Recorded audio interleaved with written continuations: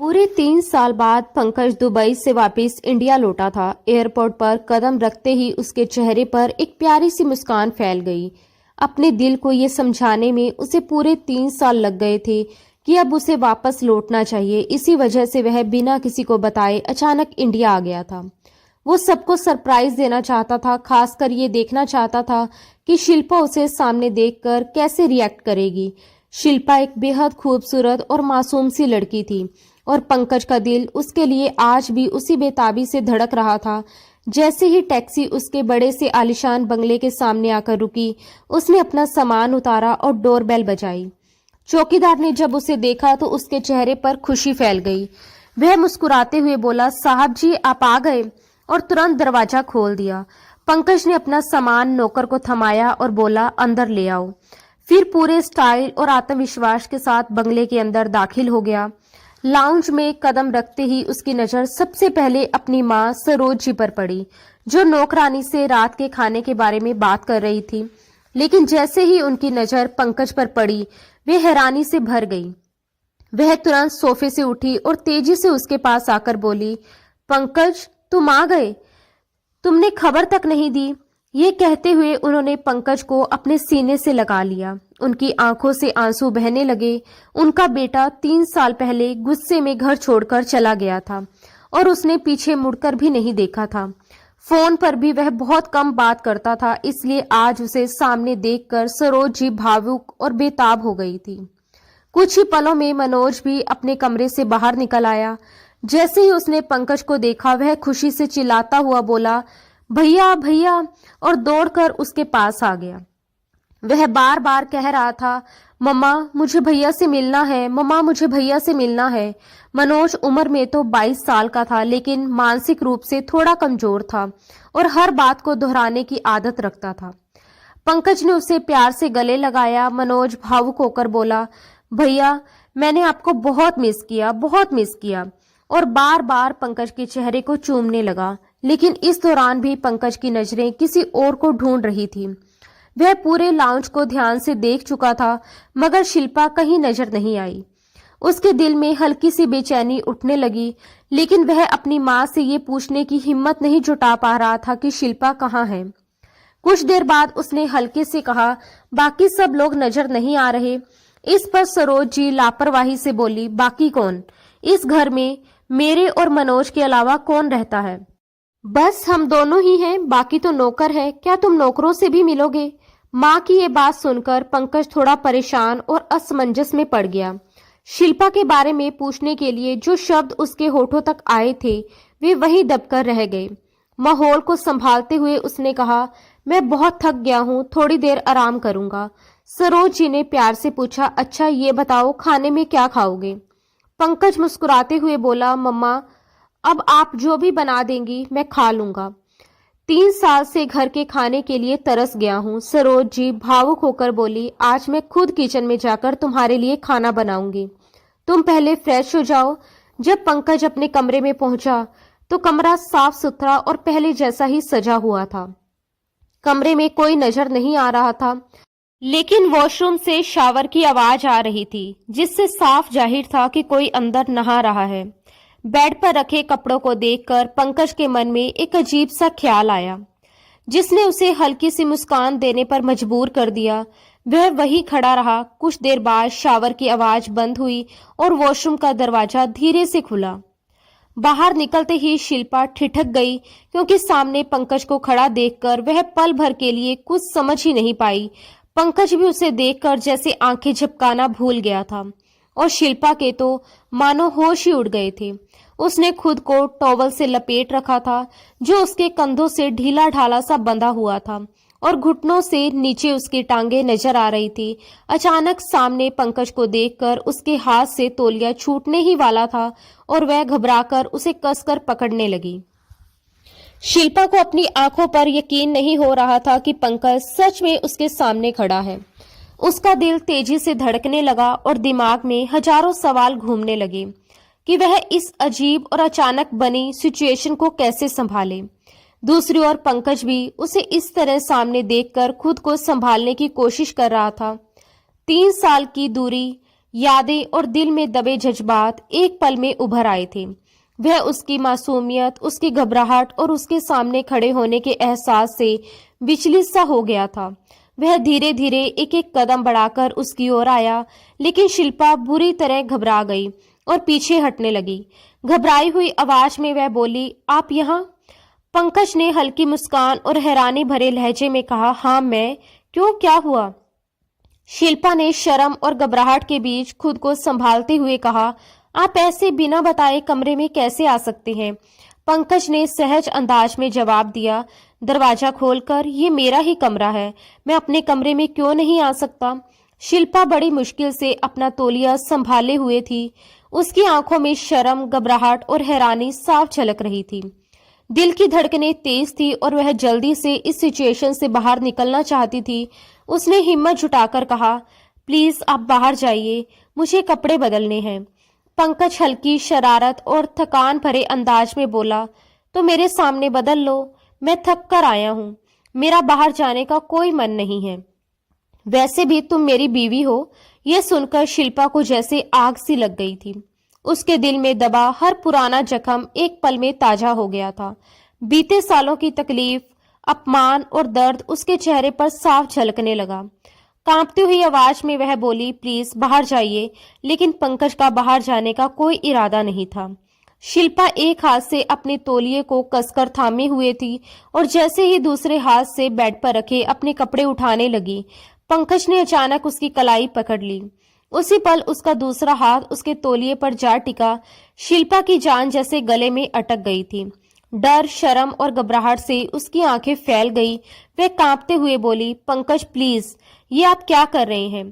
पंकज ने भावनाओं में बहते हुए कहा, अपनी बीवी से प्यार जताने की कोशिश कर रहा हूं, जो इस हाल में भी कियामत ढा रही है, आते ही मुझे पागल कर रही है।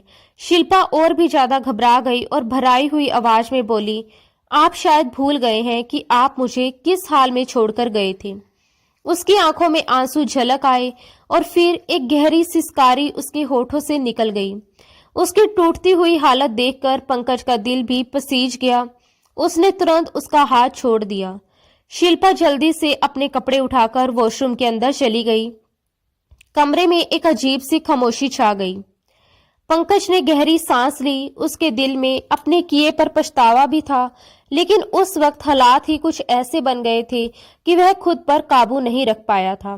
कुछ देर बाद जब शिल्पा वॉशरूम से बाहर आई तो उसकी नजरें झुकी हुई थी और चेहरे पर गहरी उदासी छाई हुई थी। पंकज ने मन ही मन ठान लिया था कि वह रात को उसकी सारी शिकायतें, गिले शिकवे और दर्द दूर करने की कोशिश करेगा। वह उसे इतना प्यार देगा कि 3 साल की सारी कड़वाहट उसके दिल से मिट जाएगी।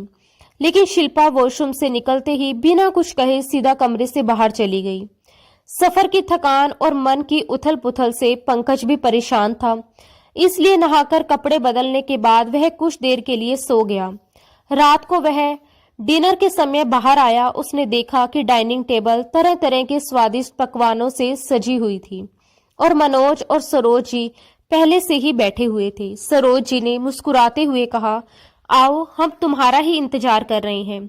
मनोज ने खुशी से कहा, मैं बिरयानी खाऊंगा। सरोज जी ने प्यार से कहा, ठीक है, मैं तुम्हें देती हूँ, और उसके लिए बिरयानी की एक भरी हुई प्लेट निकाल दी।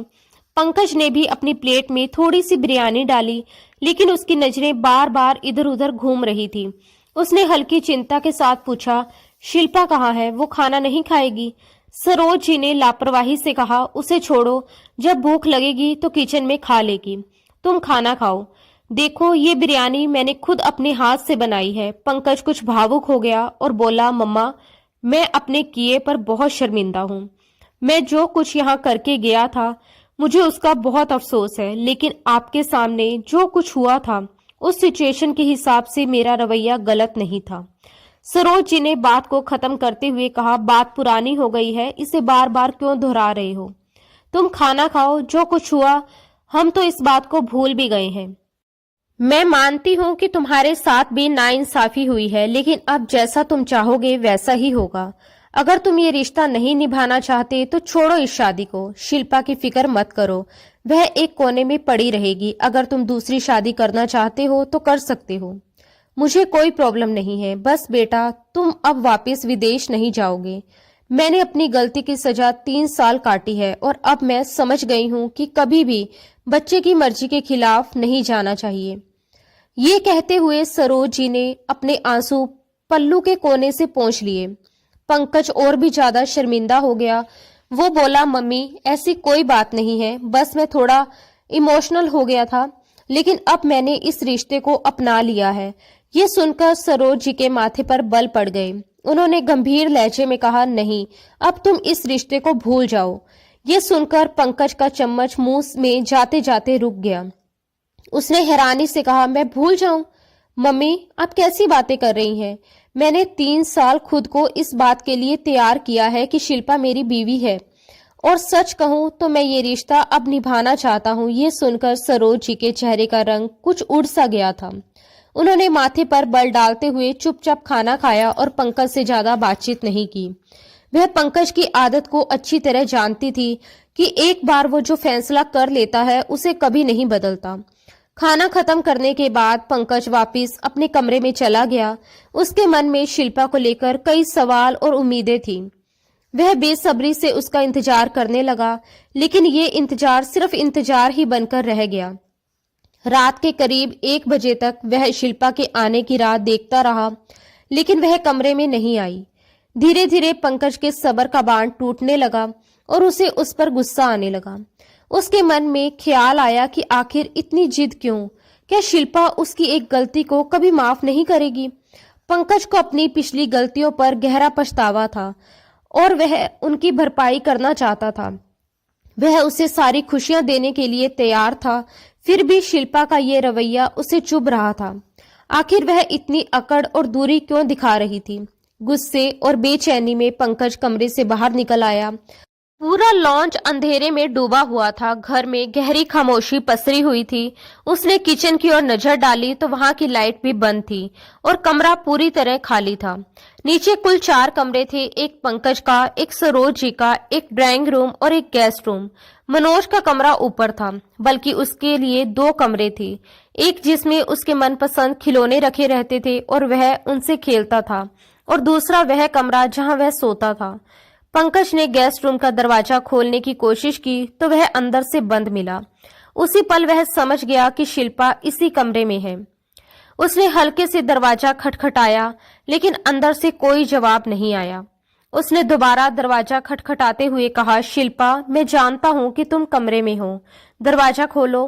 लेकिन शिल्पा ने दरवाजा खोलना तो दूर, उसे जवाब देना भी जरूरी नहीं समझा। इससे पंकज और ज्यादा तिलमिला गया। गुस्से में वह वापस अपने कमरे में चला गया, तकिया ठीक किया और बिस्तर पर लेट गया। लेकिन उसकी आंखों से नींद कोसों दूर थी। जैसे ही वह आंखें बंद करता, शिल्पा का चेहरा उसकी आंखों के सामने घूमने लगता।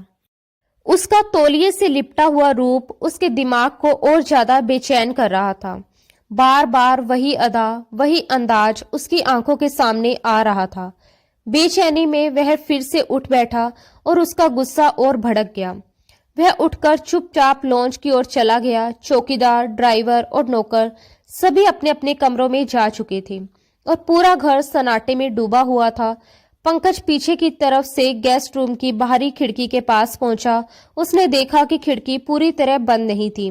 जैसे ही उसने खिड़की को थोड़ा सा खोला, अंदर से किसी के रोने की धीमी आवाजें सुनाई देने लगी। पंकज ने खिड़की से झांककर अंदर देखा और हल्के से पर्दा हटाया तो सामने का नजारा देखकर वह ठिठक गया।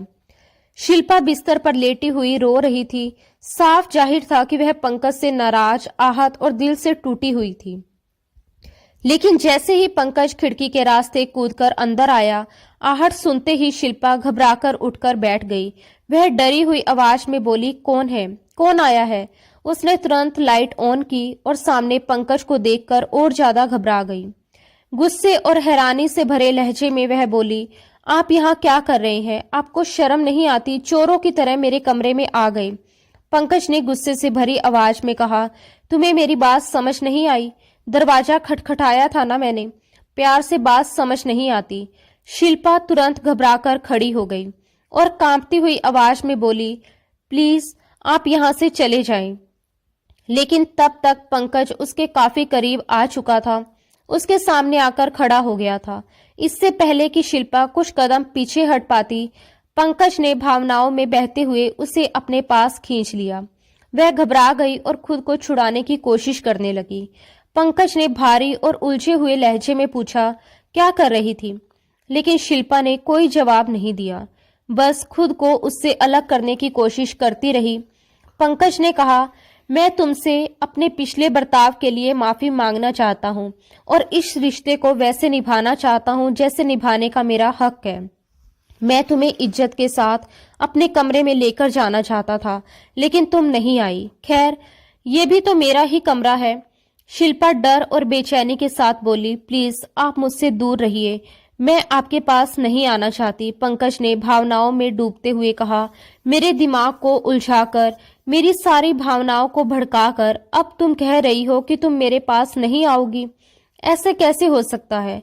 आंखें बंद करता हूँ तो तुम्हारी वही छवि मेरी बेचैनी बढ़ा देती है। मुझे अंदाजा नहीं था कि तुम्हारी खूबसूरती मेरे होश पर इस कदर असर डालेगी। बहुत बड़ी गलती की मैंने, 3 साल बर्बाद कर दिए मुझे तो उसी रात। ये कहते कहते उसका लहजा और भी बहकने लगा, लेकिन शिल्पा लगातार खुद को उससे छुड़ाने की कोशिश कर रही थी। पंकज की पकड़ मजबूत थी और हालात उसके काबू से बाहर होते जा रहे थे। जब शिल्पा खुद को पूरी तरह असहाय महसूस करने लगी तो उसकी आंखों से आंसू बहने लगे, वह रोने लगी। ये देखकर पंकज का दिल कुछ पिघल गया। पंकज ने कहा, क्या बात है, रो क्यों रही हो? उसने कहा, प्लीज मुझसे दूर रहो। पंकज कहने लगा, बहुत नखरे दिखा रही हो तुम, मैं तुम्हारे और नखरे बर्दाश्त नहीं करूंगा। ये कहकर वह उसे बिस्तर तक ले आया और उसे बिस्तर पर लिटा दिया। इससे पहले कि वह उठती या कोई विरोध करती, पंकज ने उसे मौका ही नहीं दिया था। वह खुद को उस पर गिरा चुका था और अब उसके ऊपर हावी हो चुका था। वह कहने लगी, प्लीज एक बार मेरी बात सुन ले। लेकिन पंकज बेसुध होकर आगे बढ़ने लगा था। उसने उसके बालों को पूरी तरह खोल दिया था और अपनी उंगलियां उसके बालों में फंसा दी थी। इससे पहले कि वह अपनी बेचैनी उस पर उतारता, वह बेहोश हो चुकी थी। उसे बिल्कुल निस्तेज देखकर पंकज के होश उड़ गए। वह उसे हिलाने डुलाने लगा और कहने लगा, भगवान के लिए उठो, तुम्हें क्या हुआ है? मैंने तो तुम्हारे साथ ऐसा कुछ भी नहीं किया, अभी तो कुछ किया ही नहीं। लेकिन शिल्पा को होश नहीं आ रहा था।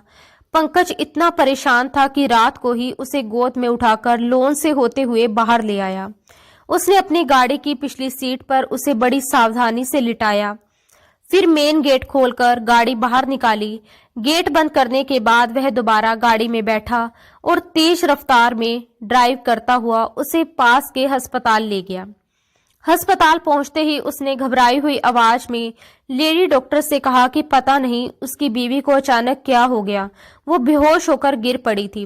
डॉक्टर ने उसे ऊपर से नीचे तक अजीब नजरों से देखा और बोली कि पहले आप इन्हें फोल्डिंग बेड पर लिटा दीजिए। उसने वैसा ही किया। जांच के बाद डॉक्टर ने सख्त लहजे में कहा कि अब आप बाहर जा सकते हैं। कुछ देर बाद नर्स बाहर आई और बोली कि आपकी बीवी को होश आ गया है। ये सुनते ही पंकज की रुकी हुई सांस जैसे वापस लौट आई। उसने घबराहट में पूछा कि क्या वह अपनी बीवी से मिल सकता है? नर्स ने कहा कि जी हाँ, आप मिल सकते हैं। वैसे भी डॉक्टर आपको बुला रही हैं, आपसे बात करना चाहती हैं। पंकज जैसे ही कमरे के अंदर गया, उसने देखा कि शिल्पा होश में थी, मगर उसकी आंखों से लगातार आंसू बह रहे थे और तकिया भीग चुका था।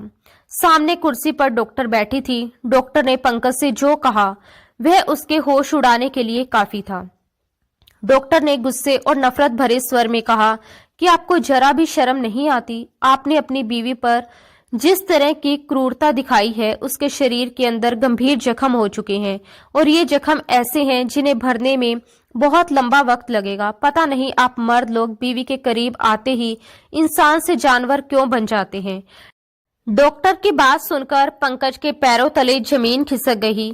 वह तो आज पहली बार शिल्पा के करीब आया था, फिर ये जख्म कैसे हो सकते थे? उसके दिमाग में सवालों का तूफान उठने लगा और सिर चकराने लगा। वह समझ नहीं पा रहा था कि ये सब आखिर कैसे हो सकता है। इन 3 सालों में वह शिल्पा से बेपनाह मोहब्बत करने लगा था। उसे अपनी की हुई हर गलती का एहसास हो चुका था और वह मन ही मन अपने किए का प्रायश्चित करना चाहता था। लेकिन उसे ये बिल्कुल अंदाजा नहीं था कि वह लड़की जो उसकी अमानत थी इतना बड़ा कदम उठा बैठेगी। आखिर उसने ये सब किस सोच के साथ किया था? पंकज अंदर ही अंदर गुस्से से उबल रहा था, लेकिन डॉक्टर के सामने वह कुछ बोल नहीं पाया। उधर शिल्पा की हालत ये थी कि वह पंकज से नजरें तक नहीं मिला पा रही थी। वह समझ नहीं पा रही थी कि पंकज के सवालों का क्या जवाब दे, क्योंकि उसकी आंखों में उठते सवाल वह साफ देख चुकी थी और उन सवालों का उसके पास कोई जवाब नहीं था। फिलहाल जब पंकज ने शिल्पा से गाड़ी में आकर बैठने को कहा तो उस वक्त उसका लहजा बेहद रूखा था। शिल्पा बहुत परेशान थी कि वह पंकज को क्या जवाब देगी, लेकिन गाड़ी में भी पंकज ने उससे कोई सवाल नहीं किया। पंकज के दिमाग में तो जैसे आंधियां चल रही थी। उसके जहन में सब कुछ धीरे धीरे वापस आने लगा कि उस दिन आखिर हुआ क्या था, वही घटना जिसने उसकी पूरी जिंदगी को बदल कर रख दिया था। बड़े उदास और टूटे हुए मन से पंकज अपने कमरे में दाखिल हुआ, जहां शिल्पा डरी सहमी बैठी हुई थी। उस वक्त पंकज की आंखों में जैसे खून उतर आया था। वह सोच भी नहीं सकता था कि उसके साथ ऐसा कुछ हो भी सकता है। वह गुस्से से कमरे में घुसा और दरवाजा इतनी जोर से बंद किया कि शिल्पा कांप उठी। वह गुस्से में कहने लगा, तुम क्या समझती हो कि मैं तुम्हारा घूंघट उठाऊंगा, तुम्हारी तारीफ में जमीन आसमान एक कर दूंगा, या तुम्हें अपनी मोहब्बत से नवाज दूंगा? तुम एक अनचाही दुल्हन बनकर मेरे घर आई हो। तुम मेरे लिए बिल्कुल भी कोई अहमियत नहीं रखती। मैं तुम्हारी शक्ल तक देखना पसंद नहीं करता। तुम्हारे साथ बैठकर बात करना तो बहुत दूर की बात है। पंकज का बस चलता तो वह उस नाजुक सी लड़की का बुरा हाल कर देता। वह तो वहां सिर्फ एक शादी में शामिल होने गया था। उसे क्या पता था कि किसी और की होने वाली बीवी उसकी अपनी बीवी बन जाएगी। वह अपनी माँ के साथ एक शादी में गया था। सरोज जी की सहेली की बेटी की शादी थी। उस वक्त पंकज को दुबई से आए हुए कुछ ही महीने हुए थे और उसे दोबारा वापस दुबई भी जाना था। लेकिन सरोज जी जिद करके उसे अपनी सहेली की बेटी की शादी में ले गई थी। वह एक पिछड़ा सा इलाका था, जहां एक छोटे से घर के सामने ही तंबू लगा हुआ था और मेहमानों को वहीं बिठाया जा रहा था। पंकज इस तरह की शादियों में आने का आदी नहीं था। हमेशा अमीर लोगों के साथ ही उसका उठना बैठना और मिलना जुलना रहा था। वह सिर्फ अपनी माँ के जोर देने पर वहां आया था, इसलिए चुपचाप जाकर कुर्सी पर बैठ गया। वहां उसके लिए दिलचस्पी के लायक कुछ भी नहीं था, इसलिए वह अपने मोबाइल पर टेक्स्ट मैसेज करने लगा। शादी के बारे में उसने अभी कुछ भी नहीं सोचा था। कुछ देर बाद दुल्हन को स्टेज पर लाया गया। पहली ही नजर जब पंकज की शिल्पा पर पड़ी तो वह मन ही मन उसकी खूबसूरती देखकर तारीफ किए बिना नहीं रह पाया। वह यही सोच रहा था कि इसका होने वाला पति कितना खुशनसीब है, जिसे ये हीरे जैसी दुल्हन मिलने वाली है। उसके होने वाले दूल्हे का नाम मुकेश था। उसने सोचा मुकेश की किस्मत बहुत अच्छी है। उसने गहरी सांस ली और फिर दोबारा अपने मोबाइल में बिजी हो गया। लेकिन बारात का इंतजार ही रह गया। रात के 11 बज चुके थे, लेकिन बारात अब तक नहीं आई थी। शिल्पा के पापा ने लड़के वालों को कई बार फोन किया, लेकिन किसी ने फोन नहीं उठाया। आखिरकार उसके पापा खुद लड़के वालों के घर गए, लेकिन जब वापस आए तो रोते हुए अपना सीना पीट रहे थे और कह रहे थे कि मेरी बेटी की जिंदगी को दांव पर लगाकर वह शख्स ना जाने कहां भाग गया। पता नहीं लोग अपने बेटों की शादियां करते वक्त उनकी रजामंदी क्यों नहीं पूछते। अगर उस लड़के का किसी और लड़की के साथ चक्कर था तो फिर मेरी बेटी के साथ रिश्ता क्यों तय किया? मेरी बेटी को अब कौन इज्जत देगा? मेरी दहलीज पर तो अब दोबारा कोई कदम भी नहीं रखेगा। मेरी बेटी साफ होते हुए भी किसी के घर की इज्जत नहीं बन पाएगी। उन्हें रोता देखकर पंकज को भी बहुत दुख हुआ और सरोज जी की आंखों से भी आंसू बहने लगे थे। वह शायद पहली लड़की थी जो दुल्हन बनी बैठी फूट फूट कर रो रही थी। उसका बाप शायद पहला बाप था जो हॉल में मौजूद सभी लड़कों के पिताओं के सामने हाथ जोड़कर कह रहा था कि भगवान के लिए मेरी बेटी की शादी अपने बेटे से कर दो, इसे अपनी इज्जत बना लो। अगर आज इसकी शादी नहीं हुई तो कभी नहीं होगी। मेरी बेटी की इज्जत रख लो, कोई है जो मेरी बेटी की इज्जत रख ले। उसे यूं रोता बिलखता देखकर पंकज के दिल में भी कुछ हिला था, लेकिन सरोज जी से ये सब देखा नहीं गया। उन्होंने कहा कि हाँ, मेरा बेटा अपनाएगा आपकी बेटी को, आप शादी की रस्में शुरू करवाएं। ये सुनकर पंकज का हैरानी से बुरा हाल हो गया था। वह सोच भी नहीं सकता था कि उसकी अपनी माँ उसे इस तरह बलि का बकरा बना देगी। उसे इस बात का दुख जरूर था कि लड़के वाले आखिरी वक्त में मुकर गए और एक लड़की की जिंदगी बर्बाद होने जा रही थी। ये तकलीफ वह समझ सकता था, लेकिन इसका हल ये तो नहीं था कि उसकी जबरदस्ती शादी कर दी जाए। वह सरोज जी को घूरता रह गया, लेकिन सरोज जी ने उसके इशारों को भी अनदेखा कर दिया और उसकी शादी शिल्पा से करवा दी। पंकज बेमन से शादी करके घर तो आ गया था, लेकिन जैसे ही घर में दाखिल हुआ, उसने गुस्से में तूफान खड़ा कर दिया। शिल्पा तो खड़ी की खड़ी कांपती रह गई। वह गुस्से में कहने लगा कि मैं इस लड़की से शादी हरगिज नहीं निभाऊंगा। आपने जबरदस्ती ये रिश्ता करवाया है, ये संबंध मैं कभी नहीं निभा पाऊंगा। वैसे भी मेरी कल की ही फ्लाइट है, मैं वापस दुबई चला जाऊंगा। फिर वह चिल्लाकर बोला, ये लड़की आप लोगों की जिम्मेदारी है, आपने क्यों जबरदस्ती मेरी शादी इससे करवाई। सरोज जी उसे समझाने लगी और उन्होंने नौकरानी से कहा कि जाओ, शिल्पा को पंकज के कमरे में ले जाकर बिठा दो। यह सुनते ही पंकज और भड़क गया और कहने लगा, ये मेरे कमरे में नहीं जाएगी। लेकिन तब तक नौकरानी शिल्पा को उसके कमरे में बिठाकर लौट चुकी थी। पंकज अपनी मां पर चिल्लाते हुए कह रहा था, मैंने तो इस लड़की के दूल्हे से नहीं कहा था कि वह भाग जाए ताकि ये मुसीबत मेरे गले पड़ जाए। आप जानती हैं कि मैं अभी शादी करना ही नहीं चाहता था, और अगर कभी करता भी तो किसी मिडिल क्लास लड़की से नहीं करता। मुझे हाई क्लास और हाई सोसाइटी की लड़कियां पसंद है। आपने क्या सोचकर मेरी शादी इस लड़की से कर दी। मैं इसके साथ कोई रिश्ता नहीं निभाऊंगा और वापस कभी नहीं आऊंगा। आपने अपने बेटे की कुर्बानी दे दी है। ये सुनकर सरोज जी रोने लगी। उन्होंने मिन्नतें करके उसे जबरदस्ती कमरे में भेजा, लेकिन वह शिल्पा पर भी चिल्ला रहा था। वह कहने लगा कि जबरदस्ती की बीवी को मैं बीवी नहीं मानता। तुम एक अनचाही दुल्हन हो जिसके पति के दिल में कभी जगह नहीं बनती और मेरे दिल में भी कभी नहीं बनेगी। ये कहकर उसने शिल्पा का हाथ पकड़ा और उसे नीचे सोफे पर धक्का दे दिया और बोला कि ये तुम्हारी औकात है, तुम यहीं सोओगी।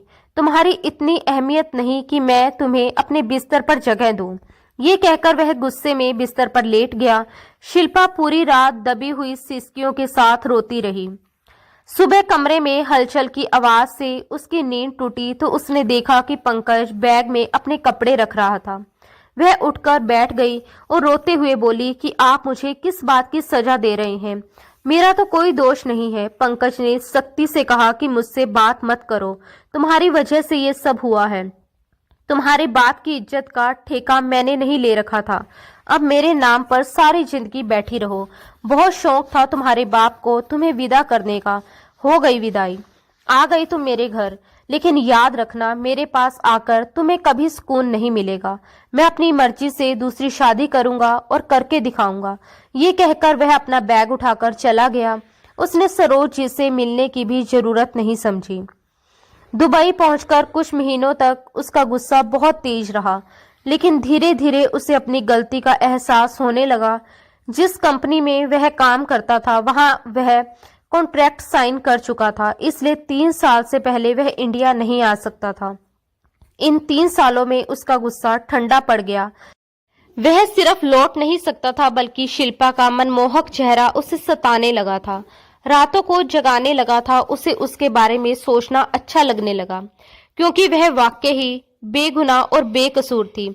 उसने गुस्से में आकर ये सब किया था। जब तक वापसी का वक्त आया तब तक वह शिल्पा से प्यार करने लगा था, उसके साथ एक खुशहाल जिंदगी बिताना चाहता था। वह मन ही मन अपनी गलती का प्रायश्चित भी कर रहा था, लेकिन जो कुछ लेडी डॉक्टर ने उसे बताया था वह उसके होश उड़ाने के लिए काफी था। वह सोच भी नहीं सकता था कि वह लड़की उसके साथ इतना बड़ा धोखा करेगी। उसकी बीवी होते हुए भी वह ऐसा कर सकती है, ये बात उसके जहन में बैठ ही नहीं पा रही थी। उसने ये सब किया, लेकिन कैसे किया? क्या 3 साल भी वह अपने जज्बातों को संभाल नहीं पाई कि उसने खुद को किसी गैर मर्द के हवाले कर दिया, वह भी मेरी बीवी होते हुए। ये ख्याल पंकज के अंदर जैसे आग लगा रहा था। गुस्से से भरा हुआ वह कमरे में दाखिल हुआ और एक नजर शिल्पा पर डाली, जो घुटनों पर सिर रखे फूट फूट कर रो रही थी। पहले तो शिल्पा का रोना पंकज को थोड़ा बहुत समझ आ रहा था, लेकिन अब उसका रोना उसे बेहद चिढ़ा रहा था। गुस्से में वह आगे बढ़ा और अगले ही पल उसका हाथ पकड़कर झटके से बोला, ये सब क्या है, मुझे बताओ। तुम्हारी जवानी इतनी उछल रही थी कि ये भी भूल गई कि तुम शादीशुदा हो, सब्र नहीं हुआ तुमसे। ये सुनते ही शिल्पा कांप उठी और घबराकर बोली कि मैंने कुछ नहीं किया, मुझे छोड़िए। आपको मुझसे ये सवाल पूछने का कोई हक नहीं है। मेरी इस पूरी हालत की वजह आप खुद हैं। पंकज ने उसका हाथ और कसकर पकड़ लिया, उसे अपने और करीब खींचा और सख्त आवाज में कहा, चुप रहो। मैंने तो सोचा था कि तुम गांव की एक डरपोक और मासूम लड़की होगी। तुम्हें पता भी है कि इन 3 सालों में मेरे दिल में तुम्हारे लिए कैसी कैसी फीलिंग्स थी। मैं तुम्हें याद करके खुद को बेचैन महसूस करता था।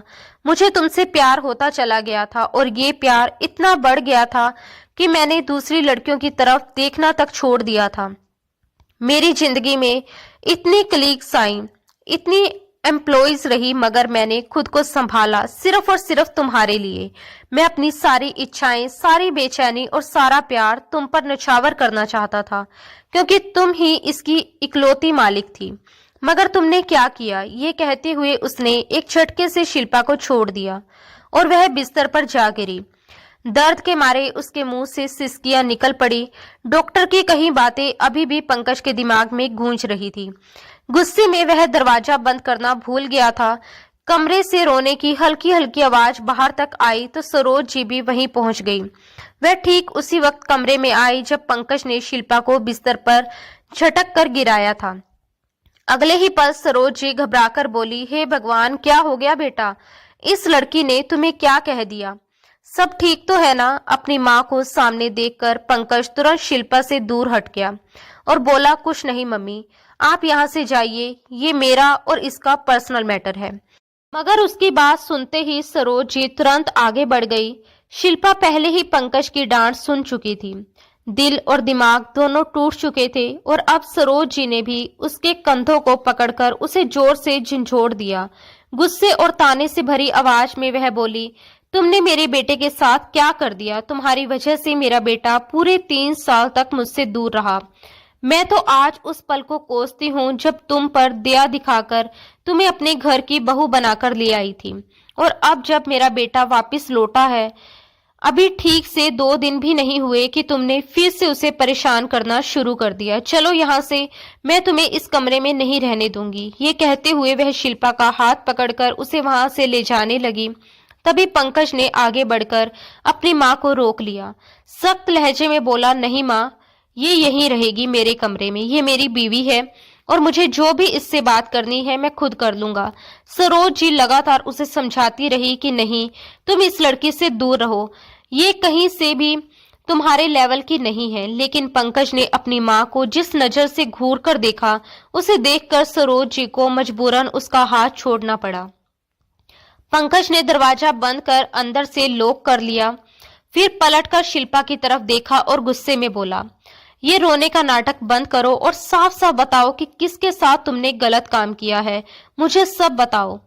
शिल्पा डर के मारे 2 कदम पीछे हट गई। कांपते हाथों से अपने आंसू पोंछते हुए बोली, मैं कुछ नहीं जानती, मुझे बस इतना पता है कि मेरे साथ जो कुछ भी हुआ है उसकी वजह सिर्फ और सिर्फ आप हैं। फिर हिम्मत जुटाकर शिल्पा ने कहा, अगर आप मुझे एक नई नवेली दुल्हन को यूं अकेला छोड़कर ना जाते तो मेरे साथ ये सब कुछ कभी ना होता। पंकज उसकी बात का मतलब समझ ही नहीं पा रहा था, बल्कि उल्टा वो यही मान बैठा था कि शायद ये लड़की सच में अपनी इच्छाओं पर काबू ना रख पाई और किसी गैर मर्द के साथ गलत कर चुकी है। यही शक और गुस्सा उसके दिमाग पर पूरी तरह हावी हो गया। उसके दिल में शिल्पा के लिए नफरत की आग भड़कने लगी। वह गुस्से में दहाड़ते हुए बोला, बहुत शौक था तुम्हें अपने पति की अमानत में खयानत करने का। पति की गैर मौजूदगी में अपने आशिकों के साथ वक्त गुजारने का। अब मैं तुम्हें बताऊंगा कि पंकज बदला कैसे लेता है। उसने गुस्से में अपनी शर्ट के बटन खोलना शुरू कर दिए। जैसे जैसे वह एक एक कर बटन खोलता जा रहा था, शिल्पा को अपनी मौत बिल्कुल सामने खड़ी दिखाई दे रही थी। उसका दिल जोर जोर से धड़कने लगा, सांसें थरथराने लगी और पूरा शरीर डर से कांप उठा। वह घबराकर पीछे हटने लगी, दीवार की तरफ सिमटती चली गई और कांपती आवाज में बोली, नहीं, आप ऐसा नहीं कर सकते, दूर हटिए मुझसे। मैं पहले ही बहुत तकलीफ से गुजर रही हूँ, मुझे और तकलीफ मत दीजिए। उसकी आंखों से आंसू लगातार बह रहे थे और आवाज में बेबसी साफ झलक रही थी। उसने डर और हिम्मत के बीच खुद को संभालते हुए फिर कहा, वरना मैं चिल्लाऊंगी, शोर मचाऊंगी, सबको बता दूंगी। शिल्पा के मुंह से ये सुनते ही पंकज झट से आगे बढ़ा और उसी का दुपट्टा उसके गले से खींच लिया। अचानक हुए इस हरकत से वह बुरी तरह घबरा गई और अपने हाथ सीने पर रखकर अपनी आबरू और खूबसूरती उससे छुपाने लगी। लेकिन तब तक पंकज अपनी शर्ट उतारकर एक तरफ फेंक चुका था। उसे इस हाल में देखकर शिल्पा ने डर और शर्म से अपना चेहरा ढक लिया। पंकज के चेहरे पर शरारती सी मुस्कान उभर आई और वह तंज भरे लहजे में कहने लगा, क्यों, अब शर्म आ रही है तुम्हें? अब मेरी भी तारीफ करो ना, जैसे अपने यार की करती होगी। यकीनन तुम्हारी मर्जी भी तो शामिल होगी ना। वह जानबूझकर खुद को भी तकलीफ दे रहा था और ऐसे शब्दों का इस्तेमाल करके शिल्पा को भी तोड़ना चाहता था। जानबूझकर वह एक एक कर ताने मार रहा था और शिल्पा लगातार रोती जा रही थी। वह रो रो कर हाथ जोड़ते हुए कह रही थी, आपको भगवान का वास्ता है, आप इस तरह के शब्दों का इस्तेमाल मत कीजिए। मैं आपकी बीवी हूँ, ऐसा मत कीजिए। मैं पहले ही बहुत तकलीफ में हूँ। आपने सुना था ना डॉक्टर ने क्या कहा था? उसकी रोती हुई आवाज सुनते ही पंकज की आंखों में अजीब सी चमक आ गई। उसने अपने माथे को खुजलाया और फिर उसी का दुपट्टा उसके मुंह पर कसकर बांधना शुरू कर दिया। हाथ और मुंह बांधने के बाद उसने उसे झटके से बिस्तर पर गिरा दिया। इससे पहले कि वह अपनी अगली हद पार करता, दरवाजे पर तेज तेज दस्तक होने लगी। लगातार धड़ाधड़ होती आवाज सुनकर पंकज एक झटके में उससे अलग हुआ और गुस्से में बोला, कौन है? अभी यहाँ से जाओ। मम्मी, क्या आप हैं?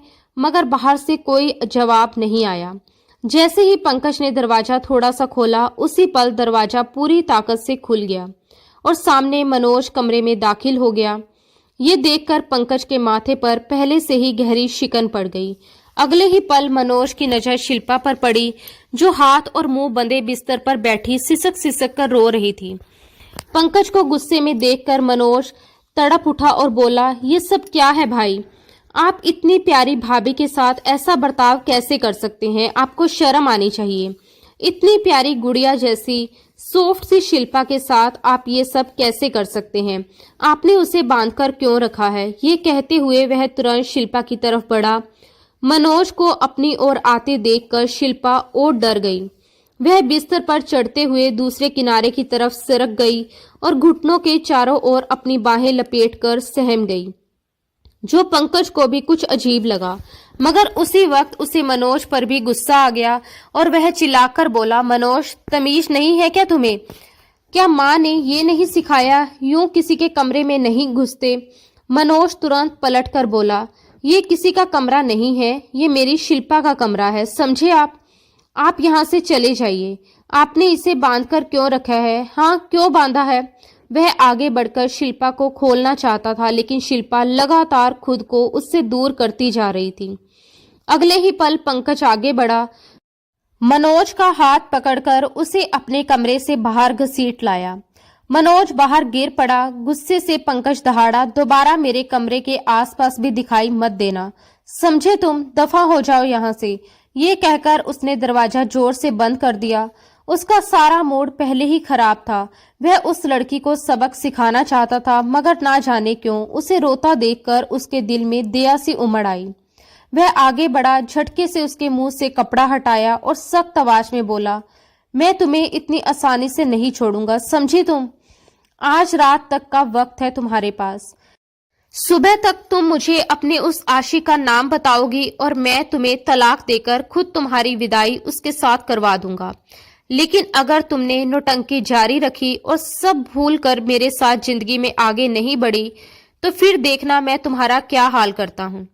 ये कहकर वह उसे बेड से उठने को कहता हुआ बाहर चला गया। शिल्पा एक तरफ सोफे पर बैठी रोती रही और पूरी रात वही गुजार दी। वह कैसे बताती, किन शब्दों में बताती, उसकी आंखों से आंसू रुकने का नाम नहीं ले रहे थे। रोते रोते वह सोफे पर ही आधी लेटी हुई सो गई। अगली सुबह जब पंकज की आंख खुली तो उसने देखा कि वह गहरी नींद में सो रही है। शिल्पा को देखकर उसके माथे पर बल पड़ गए। कितनी मासूम दिखती है, मगर अंदर से उतनी ही बेकाबू लड़की है। कौन जानता था कि इस मासूम चेहरे के पीछे कैसी लड़की छिपी है जो कुछ वक्त के लिए भी अपने पति का इंतजार नहीं कर पाई। ये सोचकर वह सीधा वॉशरूम में चला गया। आज वक्त से पहले ही उसकी आंख खुल गई थी। शायद वह सारी रात ठीक से सोया ही नहीं था। फ्रेश होने के बाद वह कमरे से बाहर निकला। अभी तक सरोज जी सो रही थी, मगर किचन से आती खटपट की आवाज सुनकर उसके कान खड़े हो गए।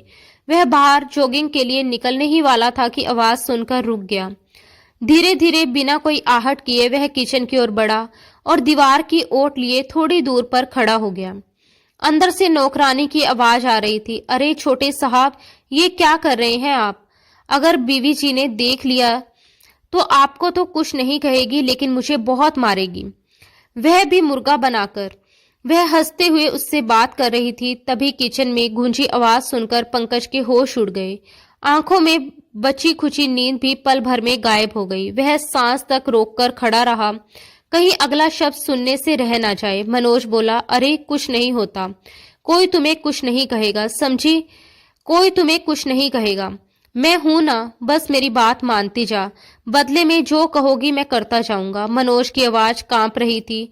लहजा अजीब सा नशीला था, जैसे वह किसी मदहोशी में डूबा हो। थोड़ा आगे बढ़कर जब पंकज ने अंदर का नजारा देखा तो उसे अपनी आंखों पर यकीन नहीं हुआ। करीब 25-26 साल की नौकरानी नाश्ता बना रही थी और वहीं मनोज उसे बाहों में भरे, सिर उसके कंधे पर टिकाए बातें कर रहा था। पंकज फौरन पीछे हट गया। मनोज की ये हरकतें, वह तो 21-22 साल का होकर भी बच्चों सा था, फिर ये सब कैसे? शायद पंकज भूल गया था कि भले ही उसका दिमाग पूरी तरह परिपक्व ना हो, लेकिन वह शारीरिक तौर पर जवान हो चुका था। उसके भीतर भी वही इच्छाएं थी जो इस उम्र के लड़कों में होती हैं। सही गलत की पहचान ना होने के कारण वह फिल्मों और टीवी ड्रामों में देखा सुना ही यहाँ दोहरा रहा था और नौकरानी भी उसका फायदा उठा रही थी। वह बोली, मनोज बाबू, आपको पता है मुझे ना 5,000 रुपए चाहिए। मनोज ने उसे और पास खींचते हुए कहा, हाँ वैसे भी मम्मी के पर्स में बहुत से नोट रहते हैं, मम्मी के पास तो बहुत पैसे हैं, उनका पर्स हर वक्त पैसों से भरा रहता है। और अब तो पंकज भाई के पास भी मैंने ऐसे बहुत से पैसे देखे हैं। अगले ही पल नौकरानी खिलखिलाकर हंस पड़ी और बोली, मेरे राज दुलारे मनोज बाबू, आपको पता है अगर आप मुझे वे नोट लाकर देंगे तो मैं आपको कुछ ऐसा तोहफा दूंगी कि आप सोच भी नहीं सकते। आपको कितना अच्छा लगेगा। मनोज तुरंत उत्साहित होकर कहने लगा कि सच, अगर मैं तुम्हें वे नोट लाकर दूं तो तुम मुझे अच्छे अच्छे तोहफे दोगी, जो मैं कहूंगा वही करोगी। उसकी आंखों में अजीब सी चमक थी और आवाज में बचकानी जिद।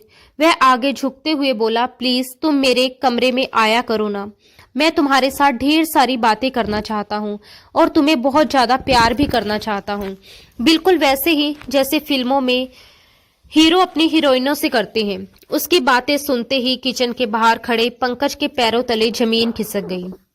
उसे यकीन ही नहीं हो रहा था कि मनोज के मुंह से ऐसे शब्द निकल सकते हैं। उसके दिल की धड़कन तेज हो गई। दिमाग में एक साथ सैकड़ों ख्याल घूमने लगे। वह सोच भी नहीं सकता था कि मनोज इस तरह की हरकतें भी कर सकता है। अगले ही पल पंकज तेज कदमों से किचन में दाखिल हुआ। उसे देखते ही मनोज घबराकर झट से नौकरानी से अलग हो गया, जैसे कोई बच्चा चोरी करते पकड़ा गया हो। नौकरानी भी बुरी तरह घबरा गई और हड़बड़ाहट में अपने कपड़े ठीक करने लगी। लेकिन उससे पहले कि वह कुछ समझ पाती, पंकज ने उसके मुंह पर एक जोरदार थप्पड़ जड़ दिया। थप्पड़ की आवाज पूरे किचन में गूंज उठी। पंकज गुस्से से कांप रहा था और दांत भींचते हुए बोला, बेशरम औरत, शर्म नहीं आती? 2 बच्चों की माँ हो और इस तरह की हरकतें करती फिर रही हो। मुझे जरा भी अंदाजा नहीं था कि तुम ऐसे भी निकलोगी। माँ ने तुम पर कितना भरोसा करके तुम्हें इस घर में नौकरी दी थी और तुम इसी घर के लड़कों पर इस तरह डोरे डाल रही हो, उनसे पैसे ऐंठ रही हो। इससे पहले कितने पैसे खा चुकी हो, और ये सब क्या तमाशा चल रहा था। उधर मनोज डर के मारे दीवार से चिपक गया था। उसके चेहरे का रंग उड़ चुका था। दोनों हाथों से उसने अपना चेहरा ढक लिया और कांपती आवाज में बोला, भाई मुझे मत डांटो, मैंने कुछ नहीं किया। मैं तो आपका छोटा भाई हूं ना, मैं तो बस ऐसे ही देख रहा था। सच में मैंने कुछ नहीं किया। उसकी हालत देखकर साफ लग रहा था कि वह हालत की गंभीरता समझ ही नहीं पा रहा। नौकरानी भी अब फूट फूट कर रोने लगी। चोरी पकड़ी जाने पर वह तुरंत दोनों हाथ जोड़कर पंकज के कदमों में गिर पड़ी और गिड़गिड़ाते हुए बोली, माफ कर दीजिए बड़े साहब, मुझसे गलती हो गई। आप ही बताइए, आप मालिक लोग हो, मुझ जैसी गरीब को पैसे की जरूरत पड़े तो मैं कहाँ जाऊं। ये तो मनोज बाबू हैं जिन्होंने मुझे ये सब करने पर मजबूर किया। मैं तो इन्हें पागल समझती थी, मगर ये अक्सर ऐसी हरकतें करके मुझे पैसे दे देते थे और मैं चुपचाप ले लेती थी। पंकज बड़ी मुश्किल से अपना गुस्सा काबू में रखे हुए था। उसकी मुट्ठियां भींची हुई थी और आंखों में आग सी जल रही थी। दिल तो यही कह रहा था कि इसी वक्त इस औरत का मुंह तोड़ दे, लेकिन उसने खुद को रोक लिया। सख्त लहजे में उसने कहा, दफा हो जाओ यहाँ से और दोबारा मुझे इस घर में दिखाई मत देना। उसकी आवाज में कोई नरमी नहीं थी। नौकरानी एक पल भी रुके बिना वहां से भाग निकली। अब पंकज का पूरा ध्यान मनोज पर था, जो जैसे दीवार में ही समा जाना चाहता था। उसका शरीर सुंगड़ा हुआ था और आंखों में खौफ साफ झलक रहा था। जैसे ही पंकज ने मुंह खोला कि कुछ कहे, अगले ही पल मनोज चीख चीख कर रोने लगा। वह रो रो कर कहने लगा, मम्मा मम्मा प्लीज मुझे बचाओ, देखिए पंकज भाई मुझे मार रहे हैं। मम्मा प्लीज आइए, पंकज भाई मुझे मारेंगे, मेरी जान ले लेंगे, मैंने कुछ नहीं किया, इनको बताइए ना। वो लगातार रो रहा था। सरोज जी भी बेटे के रोने की आवाज सुनकर घबराकर उठ गई। जैसे ही वह किचन के पास पहुंची और उन्होंने पंकज को मनोज को डांटते हुए देखा, तो बिना कुछ सोचे समझे तुरंत आगे बढ़कर मनोज को अपने सीने से लगा लिया। उसके सर पर हाथ फेरते हुए बोली, क्या हुआ पंकज, तुम अपने छोटे भाई से इस तरह क्यों बात कर रहे हो? तुम जानते हो ना कि ये नॉर्मल नहीं है, इसका मानसिक संतुलन ठीक नहीं है। सरोज जी की आवाज में चिंता और ममता साफ झलक रही थी। पंकज ने गहरी सांस ली। उसके मन में उबाल मचा हुआ था। वह मन ही मन बड़बड़ाया कि सिर्फ मानसिक संतुलन ही खराब नहीं है, मगर उसने ये बात जुबान पर नहीं लाई। थोड़ी देर चुप रहने के बाद वह बोला, माँ जरा इससे पूछिए कि ये सुबह सुबह नौकरानी के साथ क्या कर रहा था। जिस तरह की बातें ये उससे कर रहा था, मुझे तो आपको बताते हुए भी शर्म आ रही है। और सिर्फ बातें ही नहीं, ये आपके पर्स से पैसे चुराकर उन नौकरानियों को देता रहता है। माँ अपने मनोज का चेहरा देखती रह गई। उसकी मासूम शक्ल और डरी हुई आंखों को देखकर उसका दिल पसीज गया। कुछ पल बाद वह बोली, नहीं नहीं बेटा, तुम ऐसे कैसे कह सकते हो? ये सब आजकल की शरारती और तेज दिमाग नौकरानियों की चालें होती हैं। जरूर उन्होंने ही इसे फंसाने की कोशिश की होगी। तुम फिक्र मत करो, मैं आज ही उसे नौकरी से निकाल दूंगी और उसकी जगह कोई भरोसेमंद लड़की रख लूंगी। ये कहते हुए वह मनोज का हाथ पकड़कर उसे अपने साथ वहां से ले गई। उसके बाद पंकज का पूरा दिन जैसे बोझ में बीत गया। घर में भी उसका मन काम में बिल्कुल नहीं लग रहा था। रह रहकर उसे सुबह का वह मंजर याद आ जाता और फिर पिछली रात शिल्पा के साथ हुई पूरी घटना उसकी आंखों के सामने घूम जाती। वह खुद को ही कोसते हुए मन ही मन कहने लगा, वाह पंकज, जिंदगी में पहली बार तुझे कोई लड़की दिल से पसंद आई, जो तेरी बीवी थी, जिसके साथ तू अपनी पूरी जिंदगी खुशी से बिताना चाहता था। इतनी खूबसूरत बीवी तो किस्मत वालों को मिलती है, मगर जैसे चांद पर दाग होते हैं, वैसे ही तेरी बीवी ने भी तुम्हारे साथ विश्वासघात कर दिया। भारी दिमाग और थके हुए बदन के साथ वह बाहर से शाम को घर लौटा तो घर में कदम रखते ही उसकी नजर सबसे पहले किचन से काम निपटाकर बाहर निकली हुई शिल्पा पर पड़ी। उसने अपना दुपट्टा एक तरफ कमर पर बांधा हुआ था। गर्मी की वजह से उसके चेहरे और गर्दन पर पसीने की बूंदें चमक रही थी। वह अपने ही ख्यालों में खोई दुपट्टे के कोने से पसीना पोंछती हुई कमरे की तरफ जा रही थी। तभी पंकज की नजर मनोज पर पड़ी, जो टीवी पर कार्टून देखते हुए भी शिल्पा को अजीब सी चमक भरी आंखों से घूर रहा था। ये देखकर पंकज का खून खोल उठा। उसने तुरंत तेज आवाज में शिल्पा को पुकारा। शिल्पा ने पलटकर उसकी तरफ देखा और घबराकर तुरंत अपना दुपट्टा ठीक करती हुई उसके पास आ गई। पंकज सख्त लहजे में बोला, ये क्या तरीका है? आइंदा के बाद मैं तुम्हें यूं दुपट्टा कमर पर बांधे हुए घूमते हुए नहीं देखना चाहता। पंकज का हाथ बढ़ते ही शिल्पा ने तुरंत दुपट्टा अपने सीने पर ठीक से ले लिया। ये सब देखकर सरोज जी हंस पड़ी, जो खुद अक्सर बिना दुपट्टे के ही घर में घूमती थी। उस वक्त भी वह ढीली ढाली कुर्ती और ट्राउजर में थी। हंसते हुए पंकज के पास आकर बोली, क्या पंकज बेटा, क्या हो गया? तुम कब से पुराने जमाने के मर्दों की तरह अपनी बीवी पर पाबंदियां लगाने लगे? पंकज ने उन पर एक चुभती हुई नजर डाली और कठोर स्वर में कहा, इसे समझाइए, अपनी नजरों के इरादे ठीक रखे, ऐसा ना हो कि मुझसे 2 थप्पड़ खाकर इसे अकल आ जाए। ये सुनते ही सरोज जी के चेहरे पर कई रंग आकर चले गए। पंकज को देखते ही मनोज घबरा गया और तुरंत अपने कमरे की ओर भाग गया। पंकज वहीं लॉन्च में बैठ गया। कुछ देर सरोज जी से बातें करता रहा। सरोज जी उसके सामने एक के बाद एक कई लड़कियों की तस्वीरें रखती जा रही थी और कहने लगी, बताओ बेटा, तुम्हें इनमें से कौन सी लड़की पसंद है? मेरा बेटा जिस लड़की पर हाथ रखेगा मैं तुम्हारी शादी उसी से करवा दूंगी। मगर पंकज बिना कोई प्रतिक्रिया दिए चुपचाप उन तस्वीरों को देखता रहा। कुछ देर बाद उसने धीमे स्वर में कहा, मैं अभी इस बारे में आपको कुछ नहीं बता सकता। मैं बहुत ज्यादा थका हुआ हूँ और दिमागी तौर पर परेशान भी हूँ। जब मेरा मन शांत हो जाएगा तभी मैं आपको अपनी राय दूंगा। उसकी ये बात सुनकर सरोज जी को थोड़ी तसल्ली हुई और वह खुश होते हुए बोली, अच्छा, इसका मतलब इस लड़की से सचमुच तुम्हारा जी भर गया है। ये अच्छा ही है, इस लड़की को अपनी जिंदगी से हटा दो। वैसे भी इसका तुम्हारी जिंदगी में होना या ना होना कोई मायने नहीं रखता। माँ की ये बात सुनने के बाद वह सीधे अपने कमरे में आया। कमरे में प्रवेश करते ही उसने देखा कि शिल्पा सामने खड़ी थी। शिल्पा को देखकर उसने बिना कुछ कहे अलमारी से अपने कपड़े निकाले और खुद भी तैयार होकर बाहर आने लगा।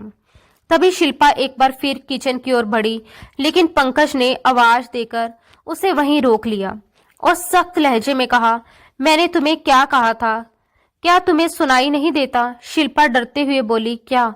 मैंने तो कुछ नहीं सुना। ये सुनकर पंकज ने दोनों हाथ सीने पर बांध लिए और तीखे स्वर में बोला, मैंने तुम्हें कहा था ना कि तुम मुझे अपने उस बॉयफ्रेंड का नाम बताओगे जिसने मेरी गैर हाजिरी में तुम्हें खुशी दी है। ये सुनते ही शिल्पा ने अपनी नजरें फेर ली और कुछ पल चुप रहने के बाद बोली, मैं आपसे बार बार कह रही हूँ कि मुझसे इस तरीके से बात मत कीजिए। उतना ही बोलिए जितना बाद में आप हजम भी कर सकें।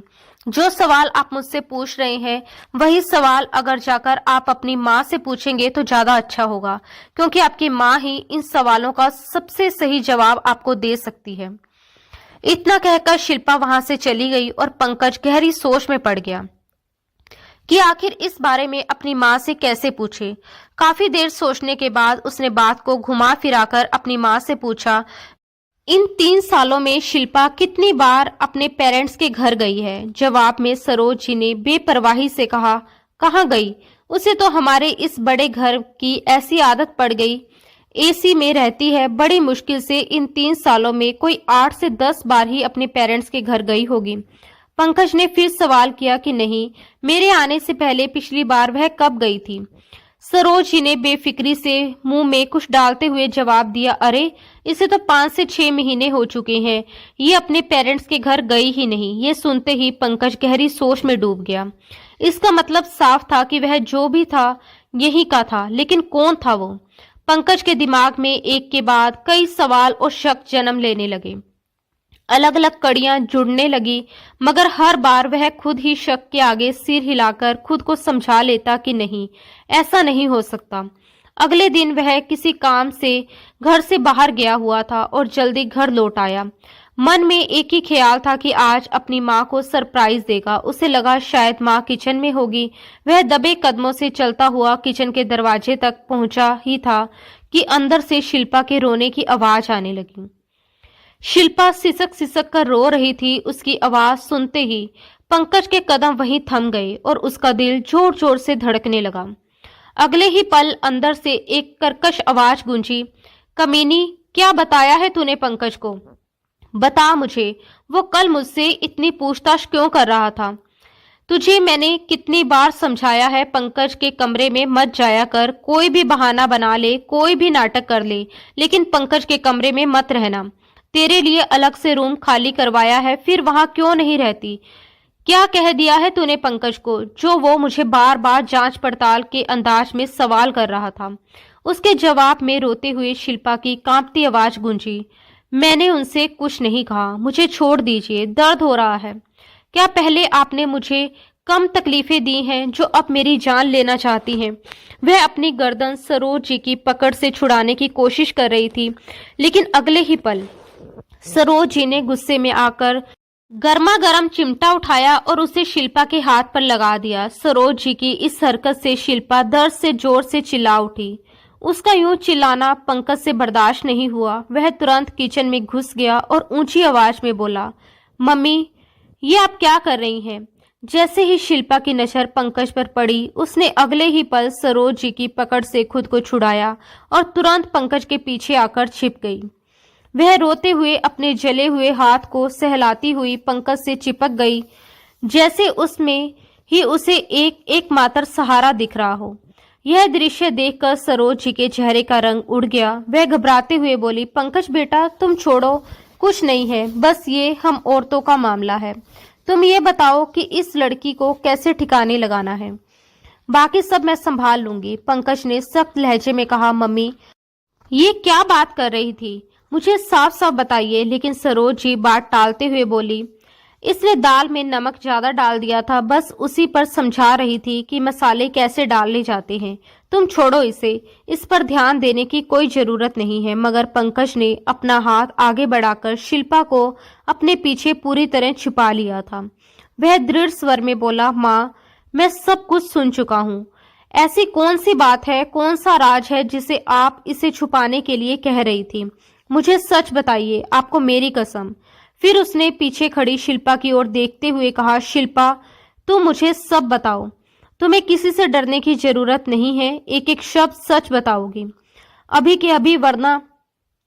उसके शब्द अचानक और भी खौफनाक हो गए, वरना मैं गर्मा गर्म खोलता हुआ पानी तुम्हारे ऊपर उड़ेल दूंगा। पंकज का ये रूप और जिस तरीके से उसने ये बात कही, उसे देखकर शिल्पा बुरी तरह सहम गई थी। डर और दर्द से कांपते हुए वह अब और कुछ छुपा नहीं सकी और तुरंत सारा सच उगलने लगी। आज से 3 साल पहले जो कुछ हुआ था, वह शिल्पा के लिए किसी बंद किताब का नहीं, बल्कि एक खुली हुई जख्मी दास्तान का हिस्सा था, जिसे वह आज पंकज के सामने खोल रही थी। उसका गला भर भर आ रहा था, आंखों से आंसू थमने का नाम नहीं ले रहे थे और हर शब्द उसके दर्द की गहराई को बयां कर रहा था। वह फूट फूट कर रोते हुए कहने लगी, आप मुझे छोड़कर जा चुके थे और मैं आपके कमरे में अकेली बैठी लगातार रो रही थी। मन बहुत घबराया हुआ था, शरीर थक चुका था और दिमाग सुन पड़ गया था। मैं यूं ही अधलेटी हालत में बैठी थी कि अचानक कमरे में एकदम से अंधेरा छा गया। पहले तो मुझे समझ ही नहीं आया कि क्या हुआ, फिर अगले ही पल मुझे किसी की मौजूदगी का एहसास हुआ। मुझे लगा शायद आप वापस आ गए हैं, शायद मेरी तकलीफ देखकर लौट आए हों, लेकिन वह मेरी बहुत बड़ी गलतफहमी थी। कमरे में कोई और था जो धीरे धीरे मेरे करीब आया और फिर मेरे साथ गलत करने लगा। ये कहते हुए शिल्पा की सिसकियां तेज हो गई। वह रोते हुए आगे बताने लगी, उस रात मनोज ने मौके का फायदा उठाया था। उससे कुछ देर पहले वह अकेले अपने कमरे में बैठकर एक फिल्म देख चुका था, जिसमें दुल्हा दुल्हन के बीच होने वाली चीजें दिखाई गई थी और उसी ने उसके दिमाग को और ज्यादा गंदा कर दिया था। उसी वक्त उसने अपने मन में ये घटिया सोच बना ली थी कि जब भाई नई दुल्हन को छोड़कर चला गया है, तो अब भाभी के साथ ये सब उसे ही करना पड़ेगा। इसी सोच के साथ वह बिना सोचे समझे सीधे शिल्पा के कमरे में दाखिल हो गया। कमरे में जानबूझकर अंधेरा कर दिया गया और जबरदस्ती उसके साथ गलत काम किया गया। जब शिल्पा को पास में मनोज को लेटा हुआ दिखा, तो उसे जैसा सदमा लग गया। वह डर, बेबसी और घिन से कांप उठी और जोर जोर से पंकज को आवाजें देने लगी, मदद के लिए चीखने लगी। उसी शोर को सुनकर सरोज कमरे में आई। वहां का दृश्य देखकर और मनोज को रोते हुए खुद ही सारी बात कबूल कर लेने पर सरोज के होश उड़ गए थे। लेकिन उन्होंने सच्चाई का सामना करने की बजाय सारा दोष उल्टा शिल्पा पर ही डाल दिया। वह उसे डांटते हुए बोली थी, चुप कर, क्या तमाशा लगा रखा है? इज्जत का जनाजा निकालेगी क्या? जो कुछ हुआ अब हो गया। खबरदार जो तुमने किसी को भी बताने की कोशिश की, वरना बालों से पकड़कर तुम्हें घर से बाहर निकाल दूंगी। भीख मांगने के काबिल भी नहीं रहोगी। अपने गांव से कोसों दूर आई शिल्पा के लिए उस वक्त कोई रास्ता नहीं बचा था। उसे ये तक नहीं पता था कि वापस कैसे जाना है, किससे मदद मांगनी है। डरी, सहमी और पूरी तरह मजबूर होकर वह उसी घर में रहने को मजबूर हो गई। वह हर दिन मनोज से खुद को बचाने की कोशिश करती, उससे दूर रहने के बहाने ढूंढती, लेकिन वह फिर भी मौका पाकर उसकी इज्जत की धज्जियां उड़ाता रहा। और इन सब में सरोज जी उसका पूरा पूरा साथ देती रही। उन्हें बस यही उम्मीद थी कि पंकज इस लड़की को कभी स्वीकार नहीं करेगा। इस तरह उनका लाडला बेटा इस लड़की को अपने मतलब के लिए इस्तेमाल करता रहेगा। शिल्पा जब रोते हुए एक एक सच बयां कर चुकी तो कमरे में सन्नाटा छा गया और सरोज जी नजरें चुराए खड़ी थी, जैसे उनके पास अब कहने को कुछ भी बाकी ना हो। पंकज का तो बस नहीं चल रहा था कि वह पूरे घर को तबाह करके रख दे। इस वक्त उसे शिल्पा पर बेइंतहा दया आ रही थी, जिस पर उसके छोटे भाई मनोज ने वहशत और दरिंदगी की सारी हदें पार कर दी थी। मनोज की हरकतें पंकज को शुरू से ही नापसंद थी और उसके दिल में उसके लिए नफरत के भाव पैदा करती रही। आज जब सारा सच उसके सामने था तो उसका गुस्सा काबू से बाहर हो चुका था। उसने आगे बढ़कर शिल्पा का हाथ थाम लिया और सख्त लहजे में कहा, मम्मी, मैं सपने में भी नहीं सोच सकता था कि आप इतनी गलत हो सकती हैं। आपको जरा भी शर्म नहीं आई? आपको लगा था कि मैं ये सब जानकर शिल्पा को छोड़ दूंगा? हरगिज नहीं, मैं आपको कभी माफ नहीं करूंगा और उस पागल को तो बिल्कुल नहीं। मुझे आपके साथ भी नहीं रहना। ये कहते हुए उसने अपना सारा सामान पैक किया और शिल्पा को अपने साथ लेकर बिना पीछे देखे घर छोड़कर निकल गया। पीछे सरोज जी रो रोकर बेटे से माफी मांगती रही, लेकिन पंकज के लिए ये सब कुछ भुला पाना इतना आसान नहीं था। वह शिल्पा के साथ एक नए फ्लैट में आ गया। कुछ दिन के बाद उसने दोबारा दुबई के टिकट बुक करवाए और शिल्पा को अपने साथ लेकर हमेशा हमेशा के लिए दुबई शिफ्ट हो गया। वहां दोनों ने एक दूसरे को फिर से समझना शुरू किया। धीरे धीरे वे बीती हुई सारी कड़वी यादों को एक बुरा सपना मानकर आगे बढ़ने लगे। पंकज के दिल में शिल्पा की वही जगह वापस लौट आई थी जो कभी उसकी थी, और शिल्पा भी तमाम पुराने जख्मों को पीछे छोड़कर नई जिंदगी की ओर बढ़ने लगी थी। एक शाम जब पंकज ऑफिस से घर लौट रहा था तो उसने बड़े प्यार भरे अंदाज में शिल्पा को कॉल किया। मेरी प्यारी स्वीट वाइफ, आज लाल सूट में तैयार रहना। मैं आज रात तुम्हारे साथ मोहब्बत के पल गुजारना चाहता हूँ। ये सुनकर शिल्पा शर्मा गई और मुस्कुराते हुए कॉल बंद करते समय बस इतना ही कहा, जल्दी आइएगा, मैं भी बड़ी बेताबी से आपका इंतजार कर रही हूँ। ये सुनकर पंकज का दिल खुशी से भर गया और उसका बस नहीं चल रहा था कि वह उड़ता हुआ उसके पास पहुंच जाए। जब पंकज ने घर में कदम रखा तो सामने उसकी बीवी शिल्पा जिस खुले और प्यार भरे अंदाज में उसका स्वागत करती हुई मिली, उसकी सारी थकान पल भर में गायब हो गई। वह आगे बढ़ा, अपनी बीवी को बाहों में भर लिया और अपने प्यार का इजहार करते हुए उसे कमरे की ओर ले गया। उसके बाद कमरे में उनकी प्यार भरी आवाजें गूंजने लगी, जो उस नए रिश्ते और नई शुरुआत को और भी खूबसूरत बना रही थी। दोस्तों, उम्मीद है कि आपको हमारी कहानी पसंद आई होगी। अगर आपको ये कहानी पसंद आई हो तो वीडियो को लाइक करें। अगर आप हमारे चैनल पर नए हैं तो चैनल को सब्सक्राइब जरूर करें। और हाँ, अगले अपडेट सबसे पहले पाने के लिए नोटिफिकेशन बेल दबाना ना भूलें। धन्यवाद दोस्तों। राधे राधे।